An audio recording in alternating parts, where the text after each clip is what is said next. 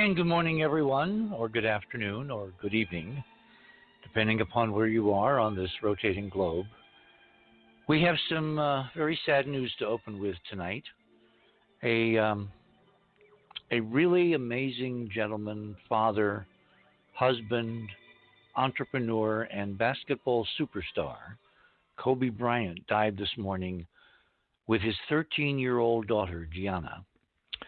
And the reason that any of this is important is because when you have people of note, when you have people who shine in the public eye, as Kobe Bryant did, going directly from high school to the NBA at the age of like 18, and then rising to be, I think, the fourth highest scoring player in the league. He lost third place last night, and he sent a congratulatory email or Twitter thing to the guy who took the third place away from him. You really should pause and consider. Bryant was only 41. He retired from basketball a couple, 3 years ago when he was 37. He had four beautiful daughters, three, being kind of in mid-range, and one, young baby. And he leaves three daughters and a wife behind because he was taking his 13-year-old daughter, who also was very deeply into basketball, to a away game at her school, which I think is somewhere up north of Los Angeles, north of Malibu. And he is obviously, when you're at that level of economics, you can afford your own helicopter. In fact, he was known to commute to and from the Lakers games down at the Sports Center in Los Angeles by helicopter because LA traffic, as we've said many times, is like a parking lot.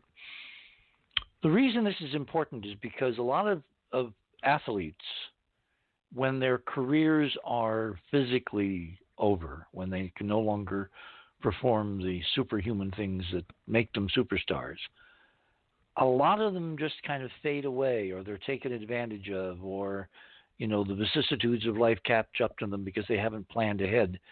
Like Michael Jordan and a few others, Bryant planned for when he would retire. And his plans included two very important things. He was going to attend his daughter's basketball game because he was the real champion of women's basketball. As you may or may not know, if you're not sports aficionados, and I must admit I am not one, but I keep track of certain things, women's sports in general are second class to men's sports in terms of endorsements, in terms of money, in terms of salaries, in terms of coverage, everything. It's just the awful fact of our, in transition society to a more perfect union that women's sports are not where men's sports should be. And he was determined in, as President Obama said this afternoon, his second chapter of life. Actually, he was probably on his third or fourth, but as Obama said, in his second chapter, he was determined to do something about that, to put his celebrity, his money, his brilliance, because he was a brilliant generalist, again, another generalist. He was going to do something about bringing women's sports, particularly basketball, to an equality compared to men. He also was very interested in Hollywood and had planned to be a producer. He'd already produced one short that actually won an Emmy and an Academy Award, which kind of covered his own life, but he was going to branch out, and who knows what he would have done. The reason that any of this is important is because of the subject that my friend Robert and I are going to be talking about this evening, which is life. You can't count on tomorrow. He was only 41. He had a whole incredible life ahead of him. And there may be extraordinary things around the corner that could have extended that life far beyond what we consider now to be, quote, normal. And a tragic well, we don't know what accident, obviously, interrupted that life and his young daughters, and so his family will have to go on without him. It makes everyone think. It certainly makes me think because, of course, I've just lost someone that I had planned to spend the rest of my life with. One needs to take care of now. If you're with someone tonight that you love, tell them, hug them. If you have children, look in on them. Think about their futures and plan for if something were to take you away. Life is uncertain. It cannot be counted on. All we really have is today. And Kobe Bryant's so untimely passing is but another reminder of the preciousness of now. For my next stories, I want to turn slightly to something, though not directly connected, it's related. We're hearing more and more unsettling stories coming out of China. If you go to theothersideofmidnight.com and you click on tonight's banner for Robert Stanley, Sunday, January 26th, you'll see, if you click on the banner to the guest page, click on Fast Items near the top, right under the banner for Richard, and that will take you to my second and third and fourth items, which are a series of stories coming out, and some of them are already obsolete. For instance, a few months ago, there were health experts who were modeling in the computer the spread of this coronavirus if it was to, get away and become a global pandemic. And their simulation showed that in the worst case scenario, it could kill 65 million people before it was brought to halt. Story number 3 says a second case of the Wuhan coronavirus has been found. Well, now we've got a third, and I think that's in LA. Item number 4 is a columnist that I dip into occasionally. He's a financial expert, but he has his pulse on many, many things. He has a blog called The Long View, and it's a really good analysis of what this could mean, both in China and globally. So I recommend that to your attention. And at the very bottom, if you click on that link, number 4, that will give you a web page which actually is monitoring, hour by hour, the reported cases. And there's something very curious about this flu compared to SARS or MERS or whatever. It seems to have all the prerequisites of some kind of, how do I say this without being over sensational? It seems to have the prerequisites of a directed, genetically engineered flu, because we now seem to see that you can be walking around for up to 14 days carrying this, communicating it to other people, and you have no symptoms. There's no evidence that you're ill. So people, particularly as you'll read in the Long View piece, from Wuhan have spread across China because of the extraordinary investment of the Chinese government, trillions of dollars in infrastructure. Remember when our president was going to do something about our infrastructure? Where is any of that? Anyway, Wuhan is now connected by high-speed rail and aircraft and highways, and something like 5 million people are spreading out because of the Lunar New Year. And the government is trying to, interrupt that flow, but it's so much easier for pandemics to spread in the modern world where everything is connected, not just via the internet, but via all kinds of physical mechanisms, infrastructure. So this is going to be one we're going to watch carefully. There's no need to panic yet, but you want to watch it. You want to dig up truthful, honest, non-sensational reporting. There's been a lot of hype already about, Chinese bioweapons and all that, which is why I included a very thoughtful Zero Hedge Story number 5, which actually tracks the fact that this virus apparently was stolen from a Canadian lab, a level 4 lab, which is the levels you need to handle things like Ebola and stuff like this. There's only one, I think, in Canada. We have, a couple here in the United States. One was just opened 20 miles away from Wuhan in China. And 20 miles is nothing to a pathogen if it finds a vector to carry it those 20 miles. So tonight is really, it's a very strange way to start a show, because what Robert and I wanted to talk about was some big picture items.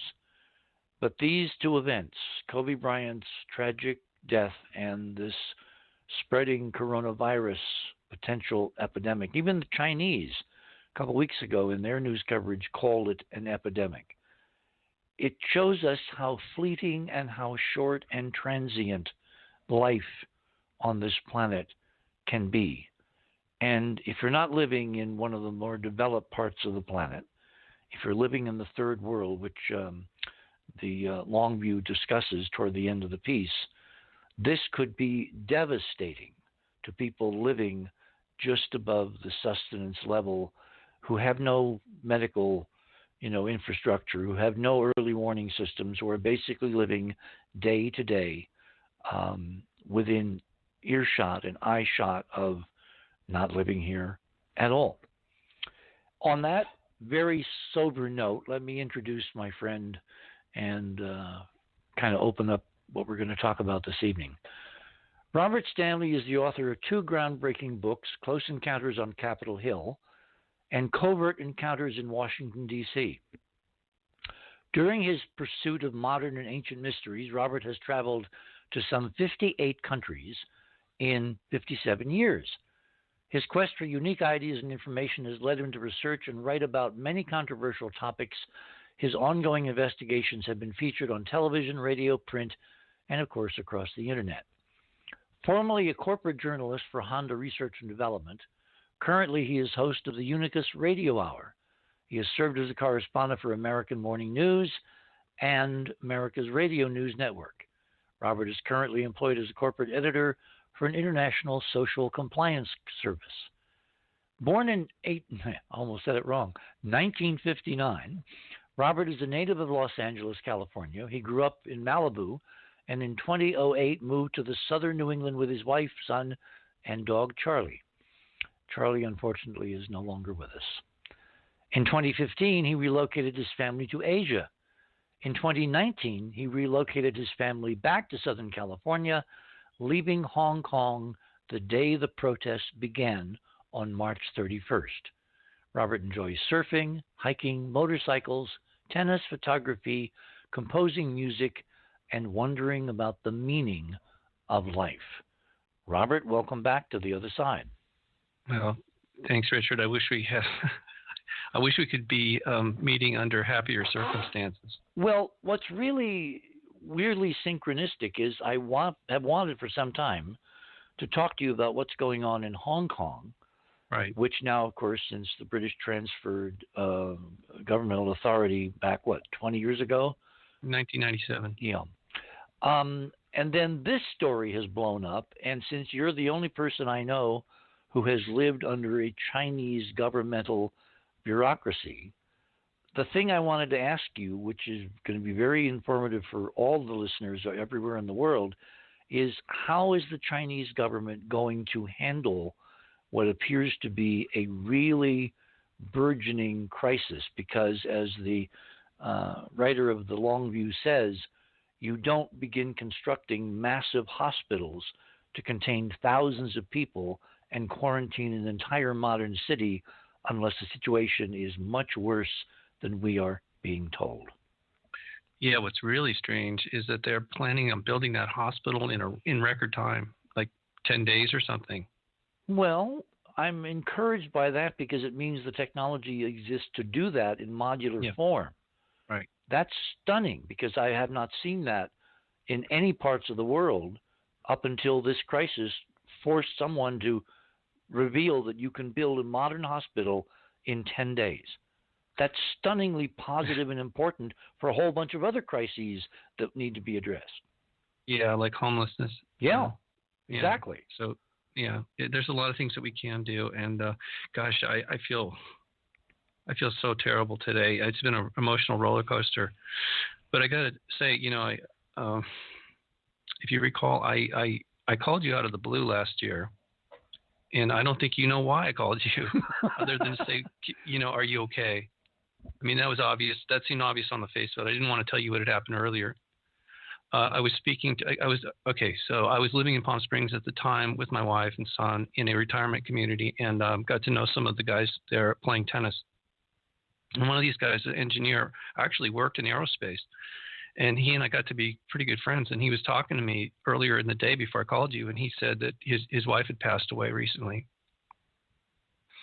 And he felt suicidal, which I could understand.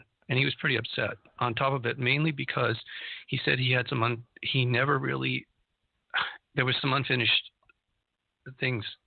Specifically, he never really explained to her that how much he loved her. Oh. Yeah, and like I said, even though I just met this guy fairly recently, I really felt what he was saying deeply. I mean, empathetically, I could just like, man, this is bad. And I didn't know really how to console him or anything. But it was a message. It was a clear message. And it didn't dawn on me until a little bit later in the day. I thought, oh, my God, it made me think, really feel what you must be, what you were going through. It made it all too real for me. Well, that's why I said a few moments ago, tell the people that are important in your life how important they are, because you may not get another chance. Lightning can strike, airplanes crash. It's right. Life is so impermeable and transient. It's fragile. And the physical part of it is, but the spiritual part goes on, and that is the good news that I was really wanted to get with. Gosh, I'm having a hard time speaking right now. I'm so emotional about this day. It's just been a roller coaster. So anyway, the reason I called you is because I do love you, Richard. I do care about you. Thank you. And you know why? It's not anything you've done. It's the fact that you're my. I mean, I know you've done a lot. I admire. Oh, there goes a life. Okay, who cares? No. Go ahead. No, the reason I love you, Richard, is because we're family. Well, that's how I feel about all the people that I've known and worked with, and known over decades. I mean, it's like my mother used to quote, and I found out much later it was Robert Browning, but she used to quote this incredible poem that I've thought about almost every day since Robin, is no longer here. And it's like, it goes, grow old along with me, the best is yet to be, the last for which the first was made. Huh. And I think of that because all the things that Robin will not be here to experience. I know. I miss her too, Richard. But I also know that she's very busy. I mean, we all have a lot of things to keep us busy, good work to do once we leave this particular plane. And I know, based on all the good work she did here, I know she continued that and much more once she left her body. So I guess I take some solace in that, not just with Robin, but everybody who's passed away, including Kobe Bryant.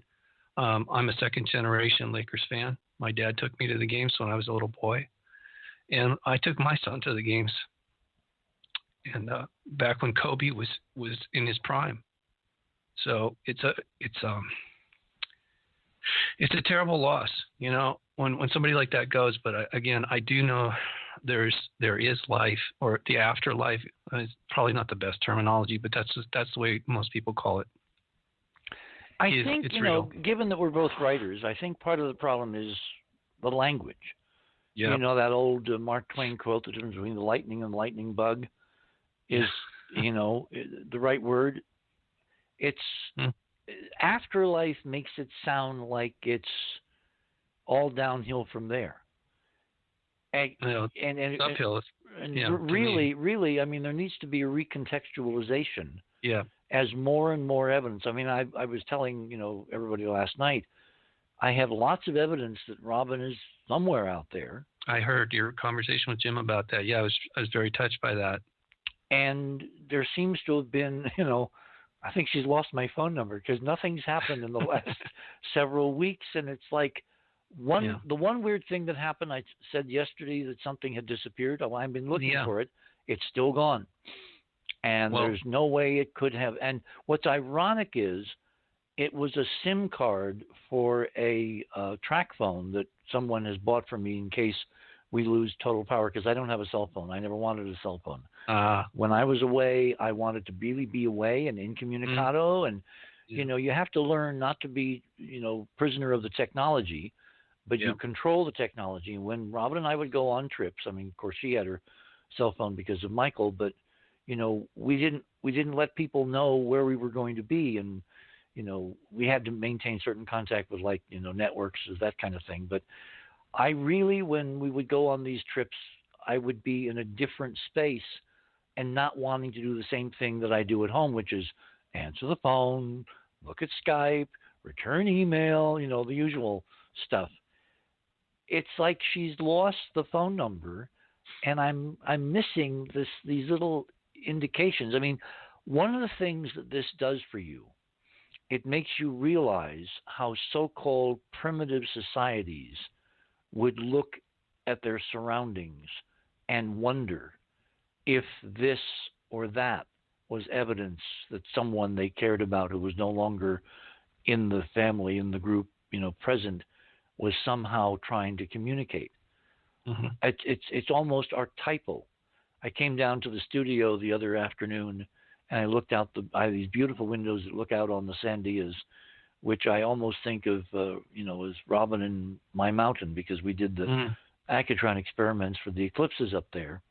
Yeah. And I look out on the little stones that form a little patio behind the house and in front of these windows, and there was a beautiful robin hopping around, sipping, because it had just snowed and the snow was melting, and so there was little puddles in the sandstone flagstones that are uneven. They're not flat, they're wavy. And then he would stop and he would look up at me, right at me. And then he would go and he'd take another drink, and then he would stop and he'd raise his head and look up right at me. Mm-hmm. And it was just, really, because before she died some years ago, I don't know why, Robin bought a Arthur Singer print. Now, I don't know whether you know who Arthur Singer is. There were several major painters in the 19th century who did stunning wildlife paintings. And Metaboni and Arthur Singer were the two leading ornithologist painters who painted stunning images of all different species of birds. Well, I don't remember what day it was that I'm going from the living room down to the studio, and I passed this easel that I had bought for her at Christmas for putting one of her medical books on. And instead of one of the books, there was this Arthur Singer print of a robin family, a male robin and a female robin and a little juvenile robin. And that, of course, made me hearken back to an event that happened when I was in grade school, like fourth grade, in this little tiny town, Lewistown, Maryland, which, by the way, you can find on Google. My friend Greg Ahrens found it on Google, and we got Google Street Views, and the same house where I grew up, and all kinds of things happened to make me who I am now. It's still there across from the Methodist Church. And it's eerie. I can go down around the curve and see the house where the two little old ladies that my mother used to entertain for tea, up until I came into the living room one evening and said, "I've lost my snake." You never saw two little old ladies go FTL faster than that. That's definitely a kind of a chill on the evening. Anyway, that grammar school up the street, which is still there, was where, when I was a kid, I don't know about you, but I was bullied horribly. If you're different, if you're a slightly bit different, Yeah. the green monkey syndrome, they will be determined to destroy you. Mm-hmm. And so I kind of turned inward. I read science fiction. I went for long walks in the woods. You can still see. I mean, that little place, that hamlet, is almost unchanged Wow. in 50 years, 60 years. It's astonishing. It's like a little moment in time that has been preserved in some kind of bubble or force field. Sounds beautiful. Anyway, so that school was a site of many, many very bad experiences. But as part of my turning inward, when I was at home and weekends or whatever, I would rescue birds. Really? Well, we had vicious thunderstorms that would come across Maryland in those days. And after every thunderstorm, birds would fall out of nests. So I would go and I would rescue them, put them back into nests. It's not true that if you have the human scent on them, their mothers won't come and feed them. God, I didn't know that. That's an urban. Well, yeah, I would know. I was told that as a kid. Yeah. We were all told that. I can prove with real data that's not true. But sometimes, I didn't know what it was. It was true, so I would have to rescue the nestling. Mm-hmm. And in one particular case, I rescued this young little tiny robin, and grew it in the kitchen of the house, which was next to the restaurant, which is no longer there. They've now converted it back to a whole long house. From fledglinghood to adulthood, and then of course you let them go, which I did. And when you're 10 or so, it's a terrible experience to love something and then learn you have to, if you really love it, let it go. Yeah. So I'm on the playground during recess one day, grammar school, 4th grade, and I was being bullied by, I forget who, the usual crowd. And I don't know why, but I looked up in a tree and I saw a bird, and I put up my fingers, and lo and behold, this robin flies out of the tree and lands on my finger. What? And the kids around are stunned. They're absolutely shattered. And it was my robin. Oh, God. Wow. It was the what? It was the one that you raised? It was the one that I raised and let go a few months before. Oh, so it was bonded to you. It recognized me, and when I raised my hand, it came to sit on my finger. Wow. And there's more to that, because I had a kind of a foreshadowing that Robin would come into my life. And that's not trivial. We shall return.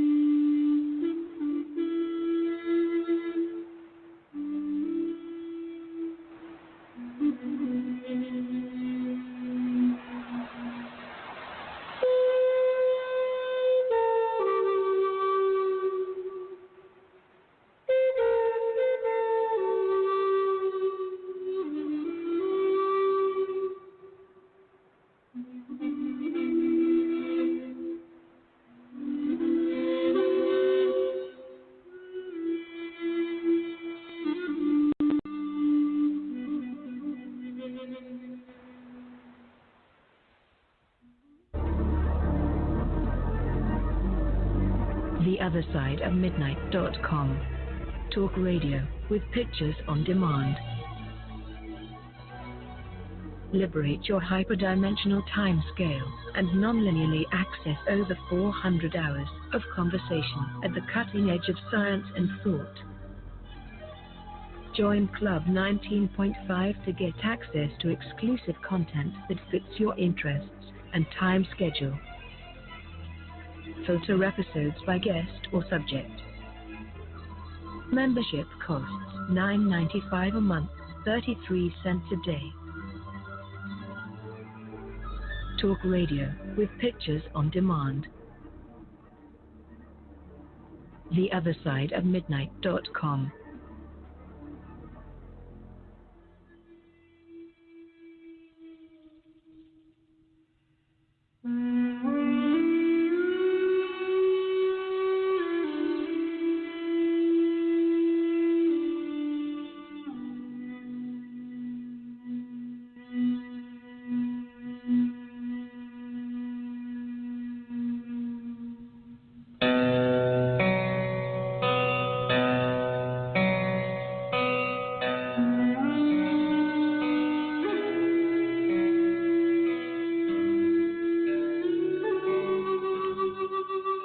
And welcome back, everyone, to the other side of midnight for this pretty somber Sunday night, January 26th. I don't want to belabor the point, but you know, I've said so often, Robert, that there are what I call nodal points in one's life. Right. And if you pay attention, you know, it's kind of like the universe presents you with a choice. You can go this way, take that road, or you can go that way. And depending upon whether you take the up road or the right road or the left road, things will be different.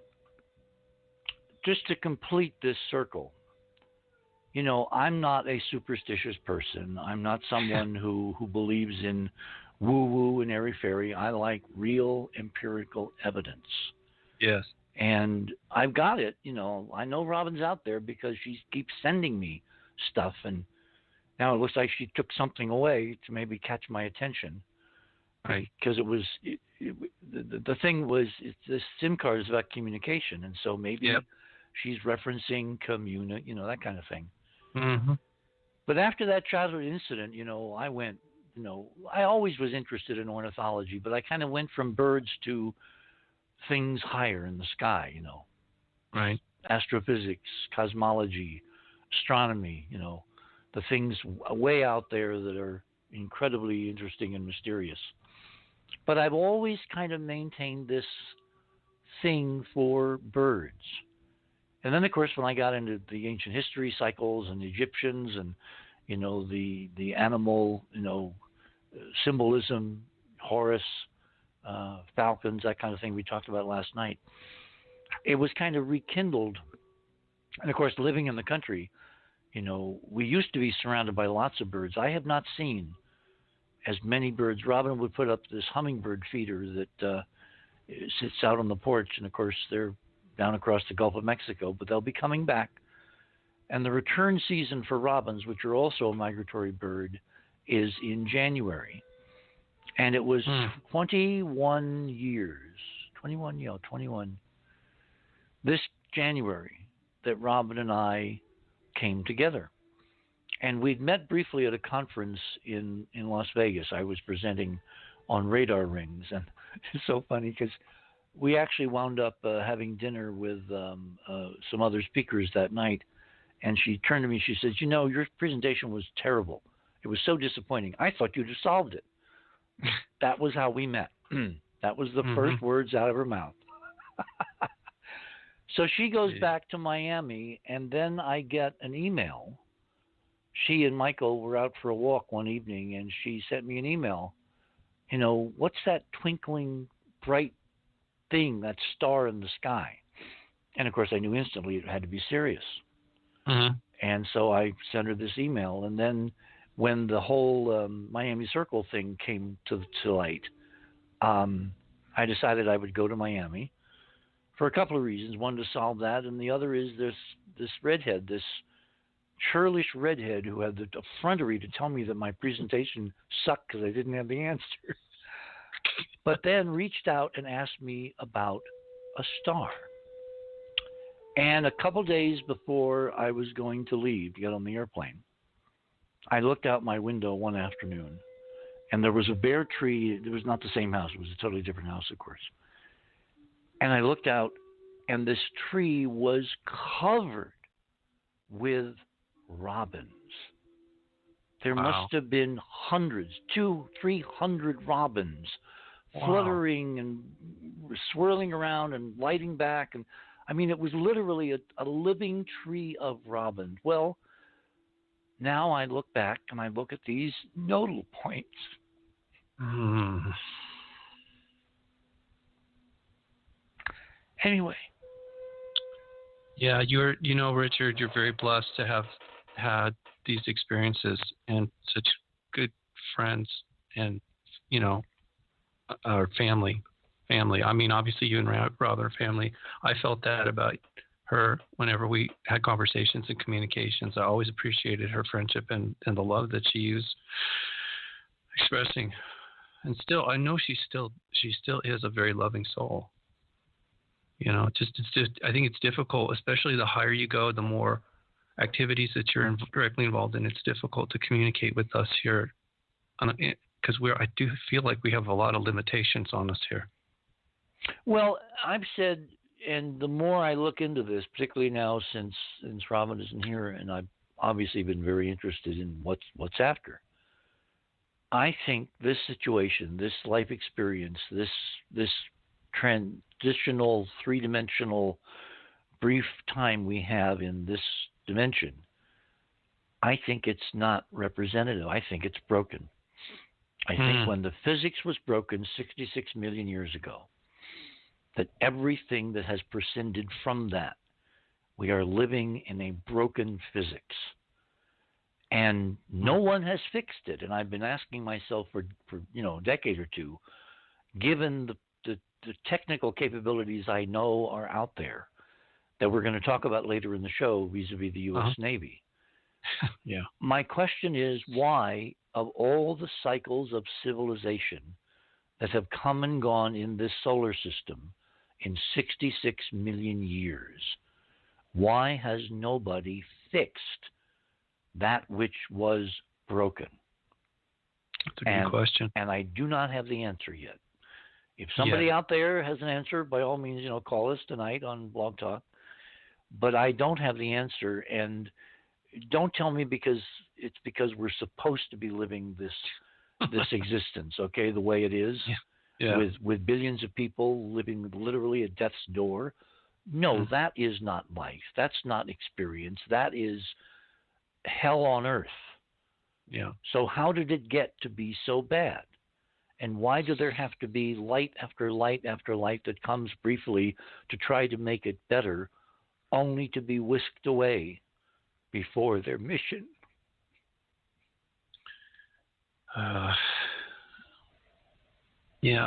I don't know that there's ever a good time or a good age or good way to leave, and especially if it's so hard to say goodbye to anybody at any time. All I can say is that I know that it's not the end. You can call it whatever you want, but I know life goes on in a different manner, but there's a lot of similarities. And yet it's all, if I understand this correctly, it's based on our choices that we make and the actions that we take that direct us forward or possibly retrograde, and so it's just fascinating. It's not that complicated, really. It's just something that we're not very focused on, and I think we should be. Not all, but it seems like a lot of our ancestors or the tribal people, different cultures that came before us, they seem to have a much better grasp of that aspect of our life here and how that extends to life in other realms. Well, maybe it's because they live closer to the earth and they see the natural cycles, the cosmic rhythms, what I would call hyperdimensional resonances that modulate life. The last apparition, if you can call it that, maybe that's not a good word, because apparition means, someone visibly shows up, and that's not what happened. But the last communication I had with Robin that I really know was from her was one day after the winter solstice, when the earth and the sun and the 4 million solar mass rapidly spinning black hole at the center of the galaxy are all lined up. And I've measured, with the Accutron for years, the frequencies and the changes and all that. And there's always a lag. It's like the alignment itself is not the moment of truth. It's just after. I think Maria Wheatley, who you may have heard on the show, she's our English archaeoastronomical expert. Oh, yes. Who does that was fascinating. Yes, what she said about Stonehenge. Oh, my goodness. Oh, my gosh, yes. Anyway, and the surrounding area. Wow. Yep. Well, she's been measuring, with other technologies like dowsing and human senses and all that, the energies that happen at places like Stonehenge during and after eclipses. And she says the biggest impact is not during the event, but after the event. There's kind of like a phase angle, whatever that angle is. So when the events around this last communication from Robin happened after, day after the solstice, the alignment with the galaxy, to me it was almost right on cue. The problem is there's been nothing since. Now, we go as Georgia Lambert and I have discussed many times, the Earth cycle, the spiral around the sun as we move in orbit through the galaxy. There are periods that are different depending upon what season it is to how the physics is preparing for the next, concretization of those things which are set in the ether, in the field, in the insubstantial. Yeah, the patterning. Yeah. Yeah, and I'm thinking that may be what's going on here. So I'm obviously attuned to, her next phone call. To be very flip about it. Well, I'm sure she wants to. When the time is right, when she has a moment, because I really think she's extremely busy, based on what I've been studying in this, and it came to me from a listener to my show. Sent me a link and said, "Have you ever read this book called Astral City?" And no, I hadn't, but I looked it up, and I've been reading. My wife and I have been reading it, and we're almost done. And it's wow. I've read similar things about people's impressions of after they've left their body. Some of them came back, and so they gave us an inkling or some insight of what life is like when you leave the physical plane, and it's actually very similar. But it has a much higher degree of spiritual awareness and activity that goes on, especially for those that are of service to others and realize that we're all family and do. Go ahead. What was that? I didn't say anything. Okay. Keith, you're doing some weird stuff with the board tonight. That was really strange. Anyway, Whitley Strieber has been talking a lot about passing of his wife Anne and how she's still in communication with him. Well, they've written a book together, and when I had Whitley on a few months ago, I said, I said very bravely, you and I should do a show on this. I'm not ready for that. No. I understand. I will not be, I mean, but it was this time. Go ahead. No. Okay, so another friend of ours, mutual friend, is Don Ayers, the retired NASA engineer. Yeah. He doesn't want to be known publicly, but I had to say his name, otherwise you wouldn't know who I'm talking about. You could have said Don, that we know, well, or you could have used his code name. He has fisherman. Anyway, boy, you're giving out all this. Giving it out tonight. Yes, go ahead. It's okay. He's not really in hiding. He just, his pension is tied to the whatever government agency. The thing is, he's very up there in years, and his wife has been suffering in ill health, and he's been her nursemaid essentially, trying to keep her around as long as possible. And I understand that. They've been together like 50, 60 years. Yeah. I mean, it's just crazy how long they've been together, and God bless him. But he's, he is struggling with this transition. So he called me out of the blue one day, and he said, "Robert, I don't know who else to ask about this, but would you please tell me your opinion? Why have I had no visitations from these other beings from, other realms?" And I have a pretty good memory, and I said, "Well, you told me that when you were a child that there was a being very, I guess you'd say, like a master that that approached you when you were a child in your bedroom and you told him to get the hell out and never come back. Oh, my. Yes. And he said, oh, my. He says, I forgot all about that. And I said, yeah, but he hasn't. They haven't. You told them to basically piss off, and what do you expect them to do? And I said, next time they show up, maybe you just say sorry, because I said the only reason they would have approached you. Well, he doesn't even have to wait for them to show up. Well, in any case, it was one of those things, and he was asking me for help, but in his timing of that call actually was confirmation for something that I was struggling with. So we actually helped each other. And I think that level of reciprocity is what a big part of what this is all about, whether you're in the physical or not, or making a transition into the next realm. So I somehow don't think that would. If advanced beings, advanced consciousness, higher level spirituality, whatever we want to call it, means anything, it certainly doesn't mean that anybody, who's not here, 3D, holds grudges. So I don't think that's the operative thing. I think it's okay. You're right. You're right. Thank you for clarifying. It has to be more, the old Malibu joke. Remember the Malibu joke? How many psychiatrists does it take to change a light bulb in Malibu? Go ahead. Only one. But the light bulb has to want to change. Ah. So the change. Did you tailor to make that for me? I think. No. It just. Okay. And no, my grandmother did not tell me that one. No, that one. Okay. That's from some other place. Don had to reach the point where he would ask the question. Ah, I see what you mean. So, yeah, the mere fact he was asking it, and I gave him some insight. Is the open door. Reflection. Yes. Yep. Yeah, I know. I felt that as I was talking to him. In fact, we both were moved to tears about. There's a lot more we said. I don't want to bring it up.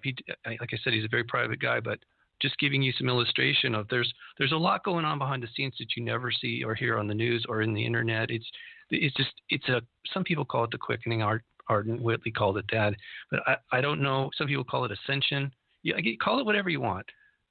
We are evolving towards some higher level of being or awareness, consciousness. Well, again, going back to the physics, and I've talked with Rick Levine about this. I talked to anybody who'll listen about this, that we are at this cusp of this 26,000-year cycle, the precession, which is like the grand rheostat of the physics and its impact in evolution on Earth. And that's why I've been anticipating all kinds of never-before-seen things. So when Donald Trump was elected, it was like, okay, check that one off, all right?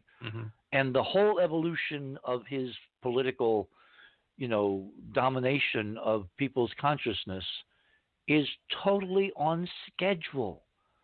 When people look around and say, well, who ordered this? Remember, Donald Trump is not the cause. He is the symptom of society itself, which is so out of tune. And so think of fingernails on a blackboard. All right? That's the society in which we're living. If these things, as George and I have discussed, are not addressed, if they're pushed under the rug, which they've been for decade after decade after decade, for millennia, this is the time when it all comes bubbling up, and we have these huge decisions to make. At some level, this almost looks like, biblical judgment time. But we're not being judged. As you just said it, we're actually making choices. We're judging ourselves. Yes. That's what's going to happen. We're in the process of showing to ourselves and to the world who we are.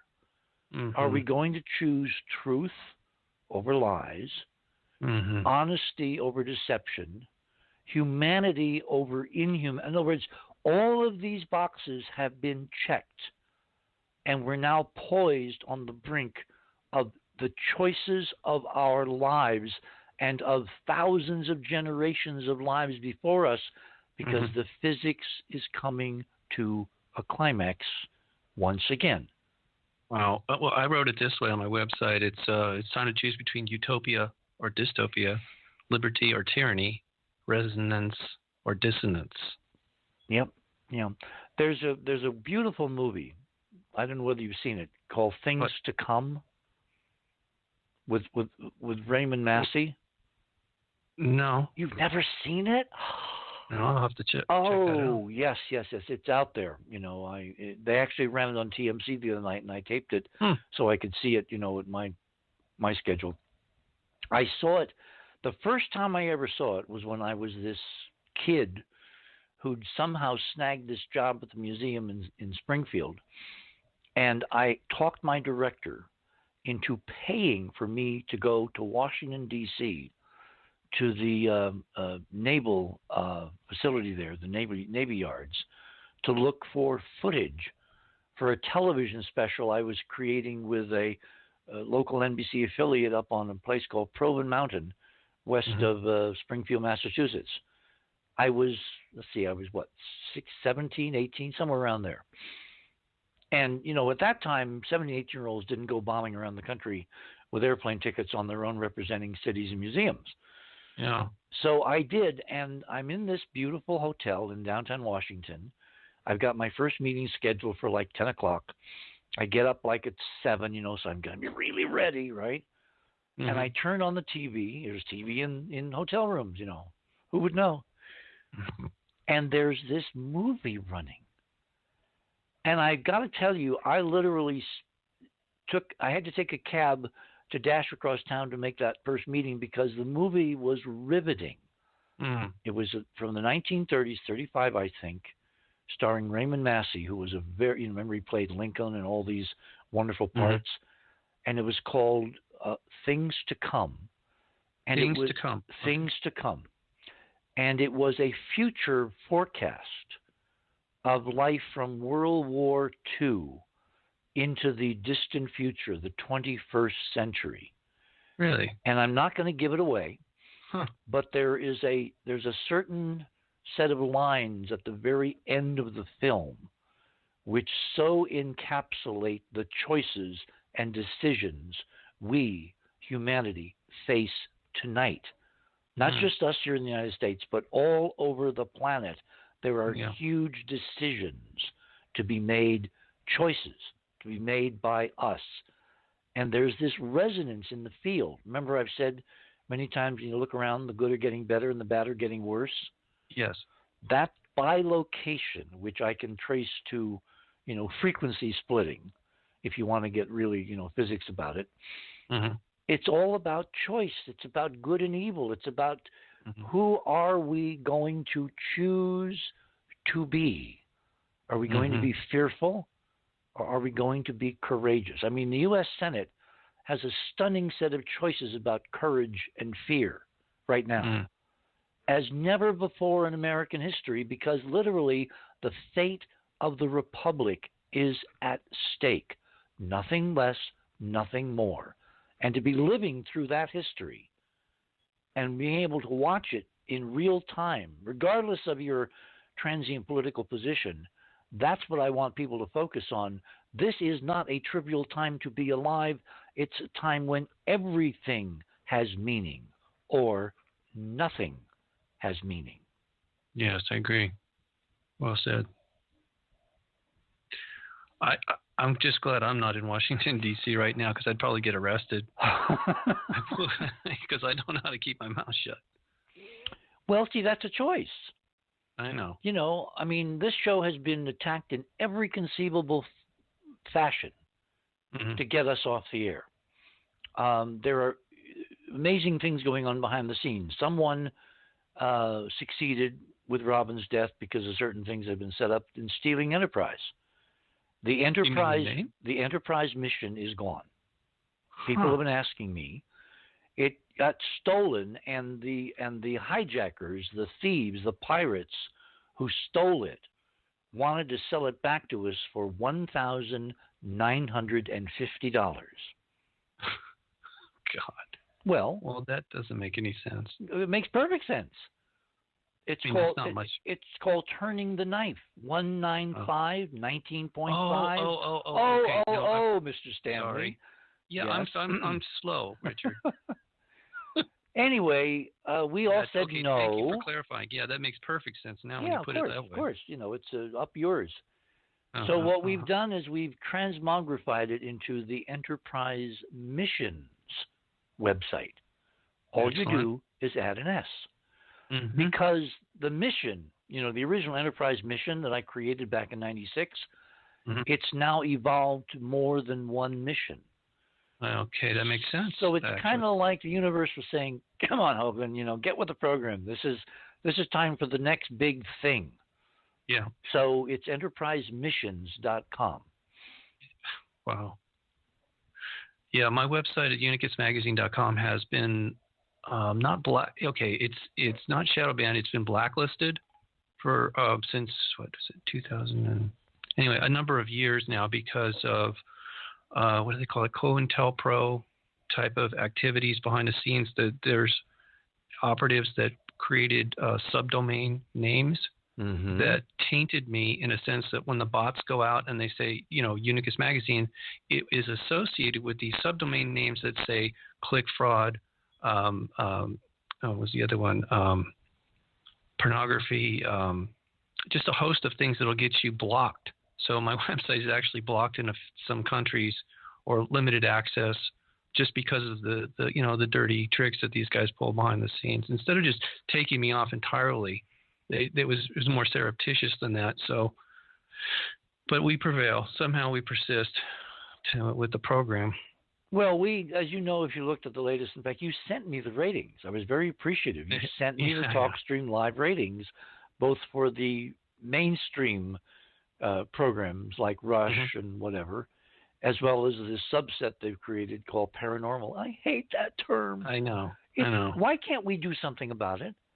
Why can't we change? Remember, words, language, fireflies, lightning, Paranormal means it's somehow separate from normal. Right. When I talk about Robin communicating with me, it's not paranormal. It's part of normal. Yeah. It's just not recognized by the political infrastructure, which has every intent to keep us from figuring out there's more than 3 dimensions. Yes. And I think I said to somebody one night, I said, I know the reason why all these amazing technologies, so-called breakthrough energy and anti-gravity and all this is prohibited. We're not supposed to know it works because with it comes the baggage of unlimited consciousness. And whoever is enforcing Alex Jones, who I don't agree with on most of anything, but I do with on this, he calls this the prison planet.